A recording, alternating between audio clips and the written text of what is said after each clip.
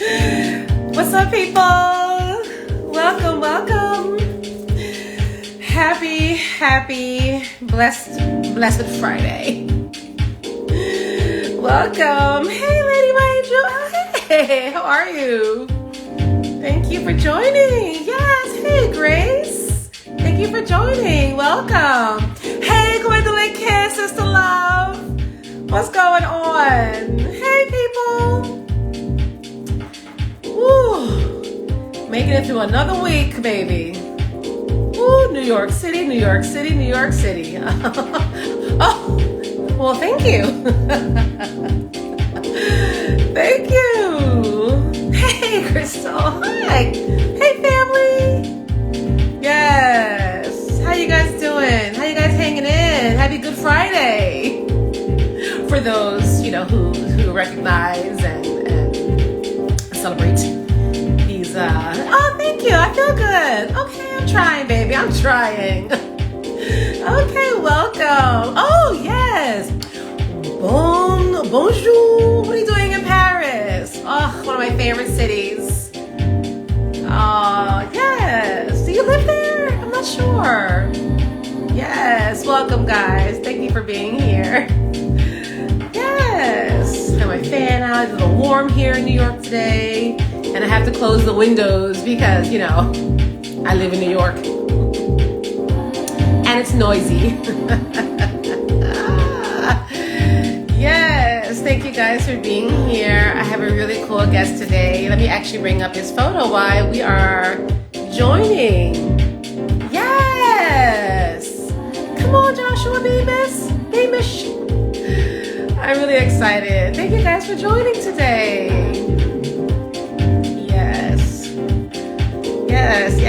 Yes. Thank you for being here. Happy Friday. Yes. Welcome to dannIGeeLive. Thank you. Let's see what else we have. My guest today. Right? Ah, just awesome. Fantastic photos, choreography. I can't wait to talk to him about. Yes. Greetings. Yes. Come on into the room. For a few more people to join, and we will get to it. And hopefully my guest will join soon, and I'll see him soon. Yes. Happy Friday. Cheers. Yes. Absolutely. Hey there. Welcome. This is my photo of my guest today, Joshua Beamish. Just beautiful. Yes. So hopefully I will see him joining soon. But we're just gonna keep the vibe going until he does. Happy Friday. Hey, Kate. A little slow going, but it's all good. I know everyone's getting back outside, and it's a beautiful day today here in New York. So I'm always happy at this point if anyone joins at all. But we're going to keep these going and see how it goes. Yes. So I'm going to turn this down because we don't have too much time today, and I just want to also get to some things of my own until we see our guest, Joshua join us. So I am celebrating the 2-year anniversary of doing these IG Lives. The first one that I ever did was 2020, April 17th. So it's actually 2 days before the anniversary. So I'm just celebrating doing these and the fact that people are still paying attention and tuning in when they can or going back and watching the replays. And it's just been an incredible journey. In fact, I had someone just this week say to me, ran into them at a dance program, that my IG Lives got him through the pandemic. And that just really touched my soul. So super happy to hear that, and knowing that I have helped to keep people uplifted during these really, really troubling times. And we're still in them. I mean, just what New York went through this week with the horrifying incident on the subway, and just, prayers out to all those people that were injured and affected. And thank goodness for people that thought quickly on their feet to help others in that moment, because it was horrifying. I mean, they were children. I mean, this was first thing in the morning, rush hour on Tuesday. And so I'm glad the person was apprehended. And so there's just a lot of, stress and anger on these New York streets. I'm wearing my black woman superhero t-shirt today, so I can feel a little brave as I brave these Friday night streets of New York City. But yeah, so hey Rachel, I'm just here, happy to bring any sort of light and joy into the world as much as I can with everything that I'm doing. And speaking of that, I've been posting here and there a little bit about our upcoming summer stage season, that we are going fully back into Central Park as well as citywide. The crew in Central Park are building. Hi, how are you? Thank you for joining the stage as we speak. And so I've been posting little by little pictures and video of all the work that they're doing in Central Park to raise the roof. Hey, Christine Jowers. Thanks for joining. Can you guys hear that dog? There's a dog below me that is like just, I guess, missing its owner and howling and barking. So anyway, I live in New York, so there you go. And an apartment building, and occasionally you're going to hear dogs barking, and you're going to hear noise and music and everything else. So we'll do our best. So I am waiting for my guest today, Mr. Joshua Beamish. I've never met him. I'm excited to meet him today. And so I'm going to see if I can actually send him a message to ping him to join me over here. And hopefully that'll work. Okay. Oh, just as I said your name, Joshua Beamish. Okay, so now that I see you in the room, I'm going to go into my spiel, and I'm so excited that he's here. Oh, okay, so you don't really hear the puppy? I know, I've seen him. He's a really cute little dog. I think it's like a Shih Tzu mix. It's really, really cute, and so I hope he's okay. So, my guest today, we've never met in person. We've probably been in the same rooms, but I'm really excited to speak to him because he has an upcoming show in New York City at the Gerald W. Lynch Theater here in Manhattan next Saturday, April 23rd. But just a little bit about my guest, and then I'll bring him right in. Joshua Beamish founded MOVETHECOMPANY in 2005, and his works have since extensively toured throughout North America, Europe, Asia, and Africa. Outside of the company, he has created, in collaboration with the Royal Ballet, the National Ballet of Canada, Dutch National Het Nationale Ballet Junior Company, Cape Town Opera, Vancouver Opera, New York City Ballet principals Wendy Whelan, oh, my favorite, for Restless Creature, and Ashley Bouder for the Ashley Bouder Project. Martha Graham Company principal dancer Lloyd Knight, who I had on my show a few weeks ago. He's amazing. Just saw Martha Graham in concert at City Center, and they were awesome. Toronto Dance Theater, Ballet Kelowna, where he's from, students at Purchase College at SUNY and the Juilliard School, among many, many others. He has choreographed for CBC Radio Canada, International Children's Winter Games, Cultural Olympiads for both the 2010-2012 Olympics. He's worked closely with Paul Becker, notable choreographer Paul Becker, as an assistant choreographer, dance captain, or performer in Warner Brothers' The Wicker Man with Nicolas Cage, the CW's Hellcats, and VH1's Totally Awesome with Chris Kattan of Saturday Night Live. He's also appeared in the ABC series Life as We Know It with Kelly Osbourne and more. Just, doing everything.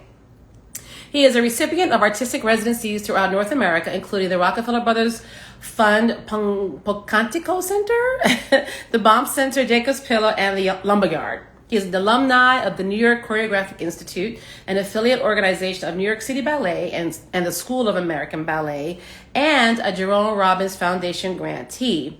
Notable recent presentations include BAM Next Wave Festival, the Joyce Theater here in New York, also the Royal Opera House in London, Princeton University, London's The Place, the Guggenheim Museum here in New York, Fire Island Dance Festival, which is fabulous, Chicago's The Harris Theater, and Artscape Opera House, South Africa. He's a founding member of the Joyce Theater's Young Leaders Circle Committee and an inaugural artist in residence at the Joyce Theater's Choreographic Center at Gibney Dance. So that's just half, okay, of his actual bio. And so you can check out his full bio via the website link, his website link, in my link tree in my bio. So please go to my link tree and read more about Mr. Beamish. So without the dog, without further ado, like I know he only has a little bit of time, let me bring in Joshua Beamish. Let me turn on my volume. Okay, let's see how it goes. I know. Hi. Hello. Can you hear me okay? Yep, I hear you great. There's a lot of madness going on out my window, so I apologize ahead of time for the dog, the construction, the bachata. So thank you for doing this. You just handsome beard. I love it. Thank you. Thank you so much for doing this. I mean, we've never met before, so this is super exciting for me. And I'm sure we've probably been in the same rooms, like, because the dance world and dance community is so small, but we've actually never met personally. Nope. So thanks again for doing this, and just tell us where you are right now in the world. Are you here in New York already? I am, yep. So I'm actually at Ballet Hispanico right now. Oh! Yep. With the full cast. So today we're missing one dancer went away for a wedding this weekend, but it's, aside from her, the first time we've brought everyone together because the program has, it's a mixed bill of 7 different works, a lot of pas de deux, solos, and so the group works, one is for 10 dancers, one is for 7. And so it's the first time we're kind of bringing those casts together. That's amazing. And so, yeah, I definitely want to ask you about the works themselves, but I do want to go back a little bit because just like Christine Jowers just asked, you know, you're so young, you've done so much. And I did read in your bio that you started choreographing at a very young age in your home city. And so you're from Kelowna, am I saying that correctly? Yep, I'm from Kelowna. That's where I grew up, but I moved to Vancouver for ballet school when I was 17. And so I did 1 year of ballet school and then started my choreographic career in Kelowna. Okay, right. In Vancouver. And you were putting together, even then, you know, small groups of people and choreographing and carrying on, right? Yeah, I mean, I actually started choreographing, like, I used to do improvised solos in our recitals when I was 5. I started choreographing formalized pieces when I was 11. Oh, wow. Yeah, by the time I was like 13, I was choreographing everything for our school, like the 18-year-old girls solos, all of our group numbers. So it was always my like driving passion in dance was choreographing. So that's why I moved into choreographing professionally right away when I was 17, because I had already been doing it my whole life, basically. I mean, seriously, but what did you know at 5, 6, 7, 8? Like, what did you see something? You know, was it a movie? Was it a theater show? Like, what was it? Well, my mom is a ballet teacher, so I had access to the studio since I was like 2 years old, and I was kind of like left alone in the studio to just try things, and I would just grab tapes. It was tapes back then, like a tape off the wall that like the jazz teacher had left and put around. And so it was just instinctual for me. And then I used to watch, my mom had Balanchine's black and white ballets, one video of Killian and one video of Fosse. Yeah. So those 3 things, we had one of each. I lived in a very small town where we saw no professional dance except the odd classical ballet. And then I had those 3 videotapes. And that's kind of what exposed me to other ways of moving. That's incredible. And so when did you arrive in New York the first time? So my company in Vancouver was brought to New York at the Joyce Soho in 2008. So it was 3 years into the company's creation. And Kathy Eilers, who's now at City Center, she was the director of Joyce Soho. And I was in New York on vacation, And I walked past the theater and I was like, oh, cool, like I should go check that out. And I walked in and just said, oh, hi, I have a company in Canada. I'd really love to perform here. What's the process for that? And she was like, no one's ever done this before. Here is the application form. It's very competitive. And then I went back to Canada, and then a month later or so, I had an email from her saying, you've got a spot in the season. And so that was my New York debut. And then I applied for the New York Choreographic Institute at City Ballet and worked with School of American Ballet. And that was 2 years after that. And that was how I met Wendy through Robbie Fairchild. Oh, Robbie Fairchild, yes. Yeah, we were both in the Institute at the same time. And that's what facilitated my move to New York. After that, I lived in New York 2 years later. First of all, that's an incredible story that you walked on by, walked up in there, got an application. She's right. That never happens. But what a magical, like, a beginning for you here in New York. That's amazing. Yeah, my journey here felt very charmed in that way, where I really felt that I was called here and that that I would meet the right person who introduced me to someone who gave me a big opportunity. And I feel very fortunate for that network of people who believed in what I was doing and supported me. And then of course New York is also a big struggle, and you find that when you're here for longer, but the beginning, it was really like enough things like that showed me that I should stay here. That's incredible. And Kathy Alice is wonderful. Obviously, her programming at City Center has been, epic, and Fall for Dance and that whole program.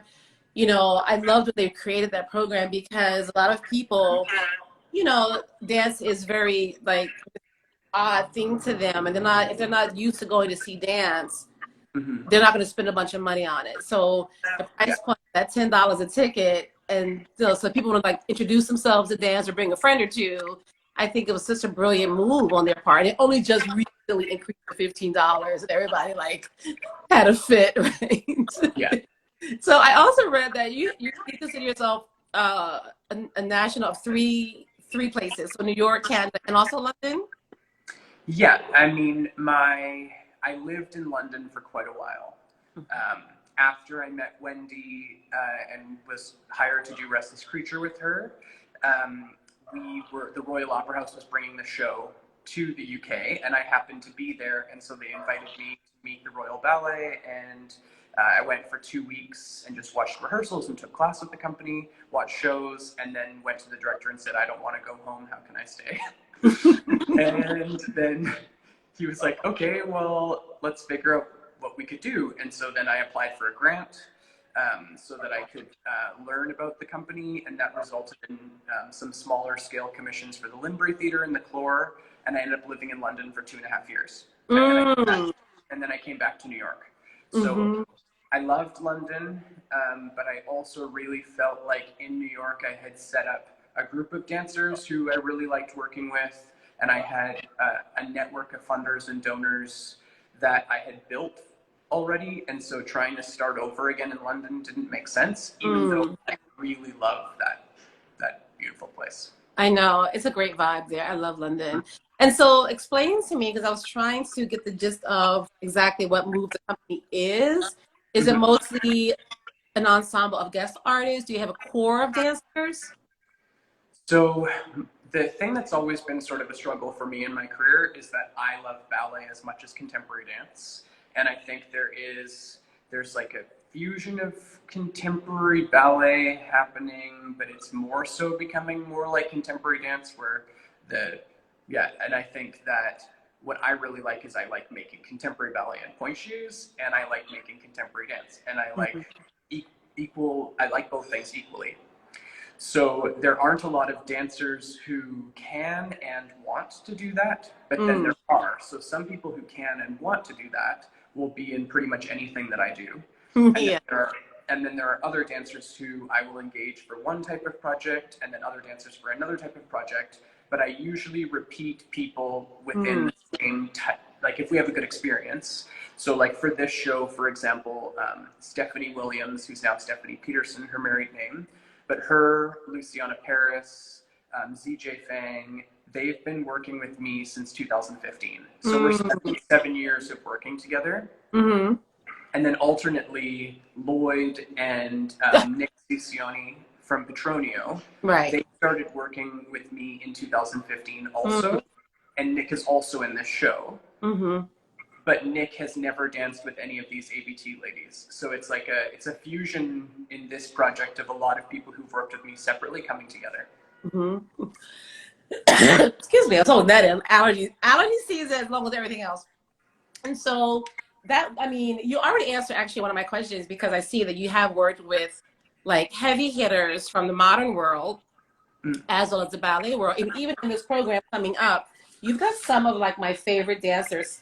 First of all, Skylar Brad. I met her recently just by chance, and she's just brilliant. Herman, Cornejo from ABC, yourself, of course, is dancing. Tamisha Guy from Kyle Abraham's company. She's just gorgeous and brilliant. Just saw them recently at BAM. Devon from Dancer of Harlem, formerly of Dancer of Harlem.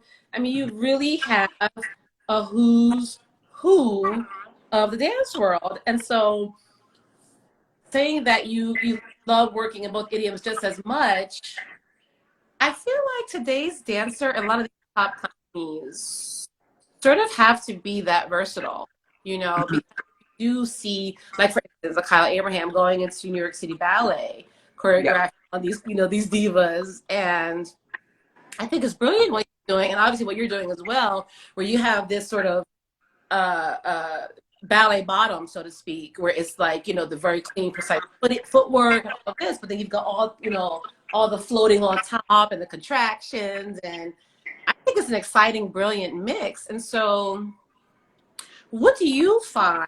Because, we think about modern dancers, in my mind anyway, I think about very earthy, very down in the legs and all this, and the ballet is very, so do you find that still working with, from the different companies? I find that, weirdly, I find that modern or contemporary dancers, I have to remind them sometimes to be more grounded in my work because of my association to ballet. They'll often try to feel like they have to change something about themselves. And I think the dancers who are most successful in my work usually understand that they're there because I like everything that they already have. And I'm working with that, and we're like building onto it. Not that I want them to approach their way of moving any different. And then with the ballet dancers, sometimes it takes like a few days. If it's my people, I feel like I have my people. Yeah. So when they're in my world, it takes a couple days for me to break down the like really lifted classical isms or the line default for some of them, like male dancers who are so used to like, and now we add the arm to complete the line. Right. And the line is incomplete for a reason. But like, so there's that process. But yeah, so it is interesting that people get this idea of what they think something might have to be, which takes their ability to do what they're already doing so well. And so, obviously we're still in it, but coming out of, this crazy pandemic. And, well, not to get too personal, but, you tell me if we get too personal, but where did you spend the pandemic? Like, the heavy part of the pandemic? The pandemic was very strange because I went back to Vancouver for a year right before, because I was making a new Giselle and a bunch of other projects, and it was going to premiere in Vancouver, and I was doing a lot of research into motion capture and 3D animation because my version works with that technology. But a lot of the dancers from ABT, like Catherine Herlin, came to Vancouver to perform it. So after that show, I was planning to move back to New York. And I was back here for a lot of January, and I was here doing Dance Lab New York the first week of March.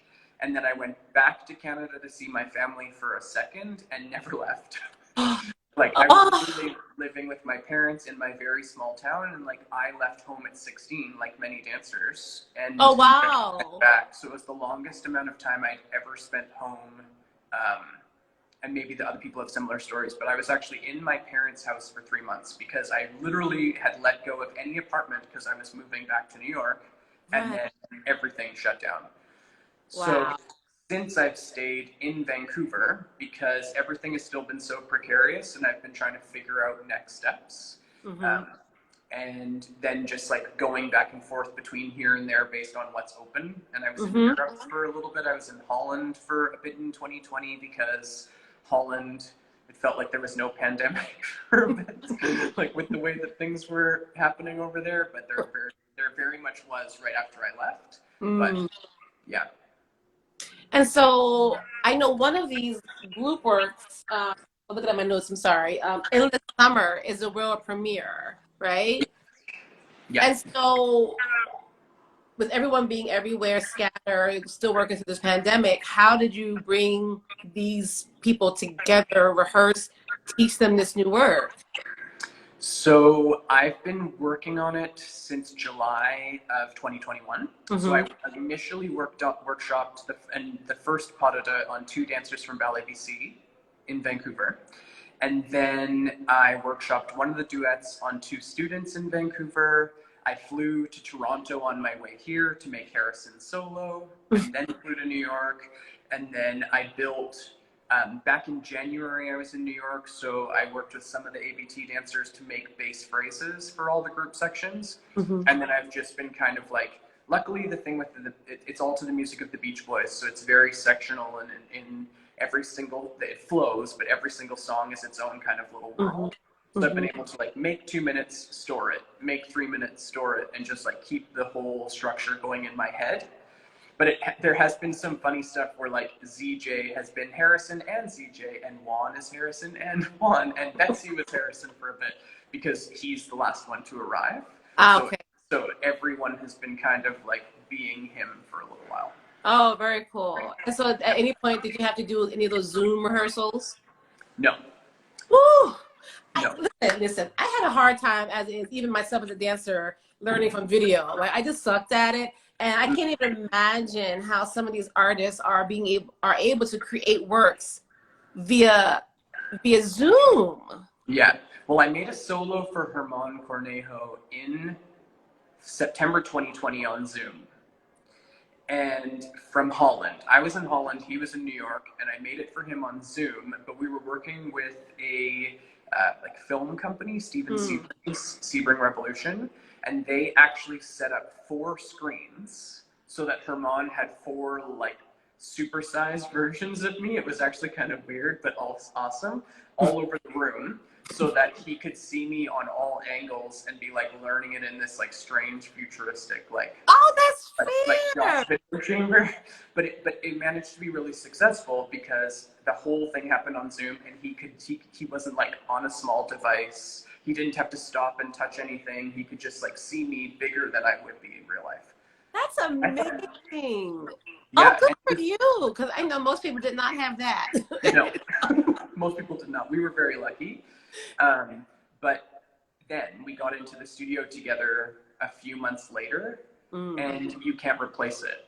Like even with that, being together in the room, experiencing it, building the phrases together in that proximity was completely different. The way that he understood the vocabulary, our mutual enjoyment of it, like the way we vibed together was so different.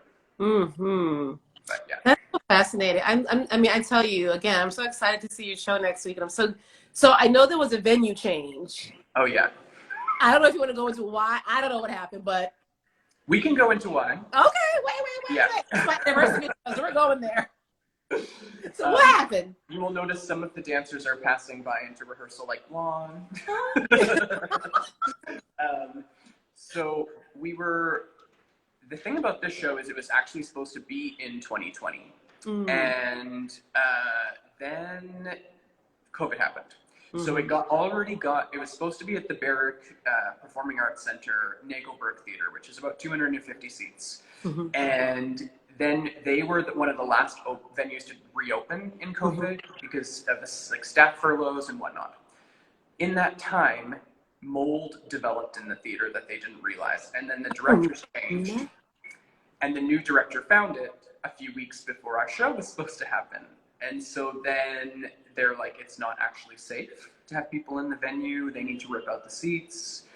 So it's a very upsetting situation for them. And then very hard for us because it's New York City. Like, how do you find a venue in no notice? Right. But there's COVID. So this never would have happened, I'm sure, outside of COVID. But because it was COVID, the Gerald W. Lynch happened to have this week free. And wow. It's uptown now, so it's at 59th Street, between 10th and 11th. Very close to MAC or MMAC for anyone who's ever gone there. And it's a beautiful space. I'm actually really excited because I think the scale of the show is quite large with the group works. So the proscenium venue fits it actually better. So I'm looking at it positively, but then it has been, the hardest thing has just been like getting the word out, like, because we lost promo time and figuring out like what's happening. Can the show get fixed? So yeah, that's been a bit of a struggle.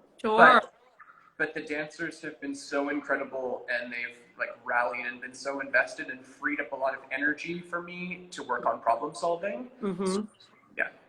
You know, and actually, I've been to that venue. It's a beautiful venue, and the sightlines there are really great.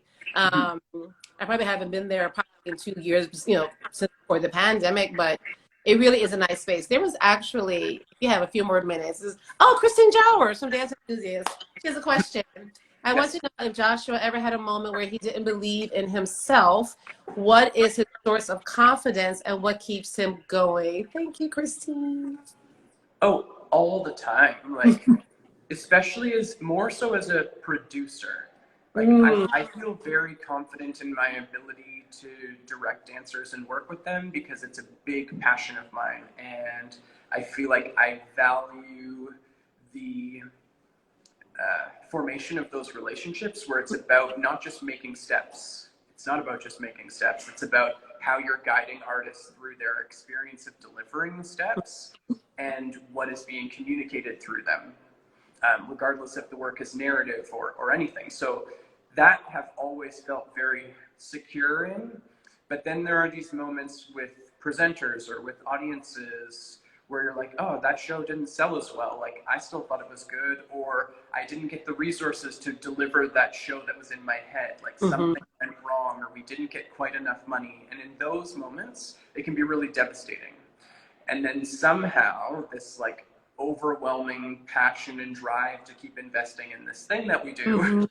Yeah, exactly. Like, come back and do this crazy thing of produce a show over and over again. Like, I keep doing it. But I feel driven by my experiences with artists and together. And I think all I can do is focus on my work. If people don't come see it, they don't come see it. If a presenter doesn't want to present it, they don't want to present it. I'm turning 35 and I've been choreographing this is my 18th year. So if people don't like you, there's not much you can do about it, right? So yeah, it's so true. As a presenter, and a former dancer, I'm so connected to the work in so many ways. And same with me, like, you know, we're about to announce our summer stage season in 2 weeks. Oh, actually a week and change. And 15 years in, I'm still deathly nervous of like, people are going to think my season sucks. No one's going to come. And anyway, I'm just hoping for the best. And it typically turns out okay. Like, but there is that moment of, you know, just you want to give up sometimes. You really just want to give up. But you're right. I mean, the mission and being able to dance, especially for us, for free in front of people, to me, is the best gift that I can give back to people, because dance has been such a gift to me, you know, to see the world and to continue on what I'm doing. And so anyway, that's my little spiel about summer stage and this what we do as artists. And you're still dancing, which is amazing. Yeah, I do want to say I love summer stage. I've only been once, but it was an incredible experience. So people should definitely go. Oh, thank you. Do you remember what the show was? Was it a music show or a dance show? It was dance, but it was a while ago, and I don't know. I remember that I really enjoyed the experience, but it was quite a number of years ago. But it was really incredible to see the work in the summer outside, and it was. And it's wonderful. I mean, I've actually So a little backstory, I've actually danced on that stage many, many, many moons ago, before you were probably born, I'm sure. Yeah, like 93. Wait, when were you born? 87. Oh, okay. Well, you're a baby. So I danced on that stage, and it is actually a wonderful experience for anyone dancing outside, wherever the venue is. Just Oh, when the weather's good, if it's not too hot or humid or whatever, and there's the stars and you hear the sort of ambient noise of the city and the park. I mean, it is really a wonderful experience. So thank you for that plug and that support. And I hope you come yeah. this summer if you're around. Yeah, I will be back. We can connect on that after, because I would love to come and see more stuff. Yes, But I am. will be back. I know you don't have a ton of time, but I really do want to just let people know. First of all, if you're just tuning in, this is Joshua Beamish. His company, Move the Company, will be next Saturday at the Gerald, right? Yeah. Gerald W. Lynch Theater next Saturday. At what time? Is it 7:30 or 8? 8 p.m. 8 p.m. So the link to the tickets and the show is in my bio, along with his website. So please, please, please go check that out and get the word out, share it, whatever you have to do. So just tell us something about the show. I know there's solos, there's duets, there's all these amazing guest artists from companies around the city. What could we look forward to and expect? So I'm performing. I haven't performed in New York since 2017, I think. So it's quite a while. And I'm performing a solo by Annabelle Lopez Ochoa. Love her. Yeah, me too. Very, very much. She actually created it for me in the summer of 2018. And then, of course, with COVID and everything, it's taken a long time to get it to the stage. But it's very virtuosic. It's like the most technically challenging thing I've ever done in my career, and I love it.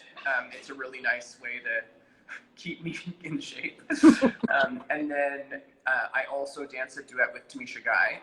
Yes, I saw that. Which has been a complete dream.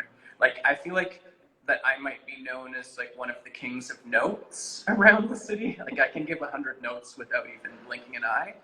And when Tamisha does her solo in our duet, she never gets a note. Like, and she maybe got one note the first day and has never had a note since. Like, she's brilliant, freaking phenomenal artist. I can like, so dedicated, so incredible. And I saw her in school, and I remember saying to Kyle, he and I went to go see that graduating show, and I was like, that girl is going to be a huge star. Yes. And then all these years later, she told me about that performance, and when he approached her, so you were there too. Yeah. That's great. He took me. Yeah, because he and I were good friends. Well, we are good friends still, but we were good friends back then because we were working with Wendy at the time. Like, he was one of my first friends when I moved to New York, and so dancing with Tamisha has been so incredible. And it's not a new creation; it's a piece that I actually made with Lena Narumi, who was Proximity. With Lena Narumi. What's the name of the piece? I'm sorry. Oh, Proximity. Yeah. And it is, so Lena Narumi is from Netherlands Dance Theater originally, and then she now dances with Crystal Pite's Kid Pivot Company. And so that's why I was in Holland, is that's where she lives. And so we were creating there, and it was made for Fall for Dance North in Toronto, the Toronto version. So this will be the New York premiere of that piece, and Tamisha's doing it because Crystal Pite's company is on tour. And then I made a pas de deux in 2017 for Steph Williams from ABT and Devon Doan, who used to be in DTH. And we just showed it at a kind of like a process workshop situation, and now it's fully developed and completed. So that'll be another premiere on the program, and that's called Blood to Bones. And then there is the pas de deux that I made for Herman and Skylar, which was made digitally with Steven Sebring it premiered January 2021. So this is the live performance debut. Nice. And then I'm bringing back Stay, which was a commission from Fire Island Festival in 2015, also danced by Steph. And it was originally made with Dimitri Cleoris, who was Jerry in An American in Paris after Robbie. Oh, wow. So he was one of the Jerrys but he's now lives in Australia. So Harrison James, who's a principal at the National Ballet of Canada, he is dancing that with Steph. And then there are the 2 group works, which are Endless Summer, which is to the Beach Boys, and that's 7 dancers, and Meadow, which was a group work that I drafted at Dance Lab New York right before COVID. And so it's now finally getting it completed. I mean, this is something that has an exciting element for each of these ballets, you know, never seen before, or like Devon, you know, we haven't seen him really on stage here in New York since he left DTA. So and here he is. Sorry. I heard my name. That's so perfect. I can't wait to see you dance next week. Oh, I'm excited. Okay. This is so perfect. All right. Oh, that was great. That was perfect. Oh my God, my cheeks are hurting. I love that. So, and obviously to see you dance again on these stages. I mean, I haven't seen you before, but you were in the film Restless Creek. You were in there, right? I'm in the documentary. Yeah. Right. Okay. Exactly. Which I actually screened at Summer Stage. I'm like, I know his face. But I was a baby. I was 24. I had much less gray hair, and which I read you started getting gray hair at 13. I did, yeah. Like all over, or just like sprinkles? It started on the sides, and you can see like my sides are very white, and then the tops are a darker gray, and it's just been progressively like that. Like it used to be like gray and brown, and then it's just kind of. But is that come in your family to gray like that? My dad also went gray quite early, but I went gray ahead of him. Wow. Started happening to me early. I think it's from starting a company when you're 17. Right. Well, listen, I know you're at the studio, you're doing things, and I really, really appreciate you taking the time to stop, say hi, and talk about your show. I'm so excited. I can't wait to see it. You know, we're going to get the word out all week long leading up to next Saturday. And yeah, I'm super excited. I'm going to meet you. I hope to meet you in person next Saturday if there's an opportunity. Yes, definitely. We'll meet after. I'll make sure. Yes. Awesome. We'll have a wonderful weekend. Thanks again. And yeah, stay safe. Yes, you too. Okay, thanks. Bye. Bye. Yay! How wonderful was that? That little pop in from Devon. Okay. So that was Joshua Beamish.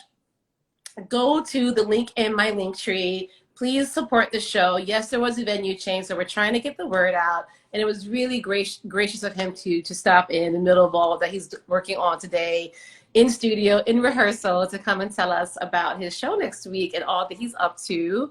And just follow him. He'll be tagged in this, and he's already tagged on the photos on my Instagram.